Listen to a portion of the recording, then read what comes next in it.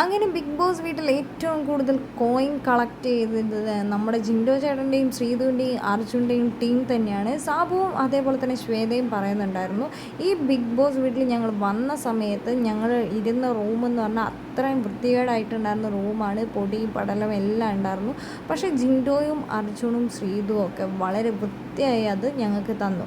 നമ്മുടെ ക്യാമറേൻ്റെ ഗ്ലാസ് വരെ ജിൻഡോ അവസാനം തുടച്ച് വൃത്തിയാക്കി എന്നത് തന്നെയാണ് സത്യം എന്ന് പറഞ്ഞ് സാബുമോൻ പറയുന്നുണ്ട്. അത്രയ്ക്കും നീറ്റായിട്ടാണ്, ഒരു പൊടി പോലും അവിടെ ഉണ്ടായിരുന്നില്ല. അത്രയ്ക്കും എഫേർട്ട് എടുത്തിട്ടാണ് ജിൻഡോയും അർജുനും അത് ചെയ്തത്. ആ സമയത്ത് ശ്രീധു സെക്യൂരിറ്റി ആയിരുന്നു. പിന്നീട് ഇന്നത്തെ ടാസ്ക് ആണെങ്കിൽ രാവിലെ തൊട്ട് നമ്മുടെ ശ്രീധു അർജുനും ഇതുവരെ ക്ലീൻ ചെയ്തുകൊണ്ട് തന്നെയാണ് ഇരുന്നത്. ഇത്രയും വീട് ഭംഗിയായി വെക്കാൻ കഴിയുന്നത് നമ്മുടെ ശ്രീധുവിനും അർജുനും നല്ലൊരു കഴിവ് തന്നെയാണെന്ന് പറയുന്നുണ്ട്. അതേപോലെ ജിൻഡോയ്ക്ക് ഏൽപ്പിച്ച പ്രത്യേക രഹസ്യ ടാസ്ക് ജിൻഡോ കറക്റ്റായിട്ട് കംപ്ലീറ്റ് ചെയ്തു എന്ന് ശ്വേത പറയുന്നുണ്ട്.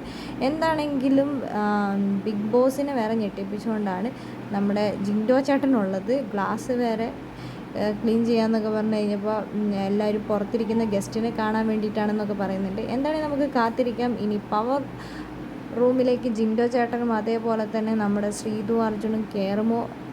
ഇവർ പവർ റൂമിലേക്ക് കയറണമെന്നാണ് നിങ്ങളുടെ ആഗ്രഹം. നിങ്ങളുടെ വിലയേറിയ അഭിപ്രായങ്ങൾ നമ്മുടെ കമൻറ്റ് ബോക്സിൽ കമൻറ്റ് അറിയിക്കുക. ഇത് നിങ്ങളുടെ ചാനൽ, നിങ്ങളുടെ അഭിപ്രായങ്ങൾക്ക് പ്രാധാന്യമുള്ള ചാനൽ.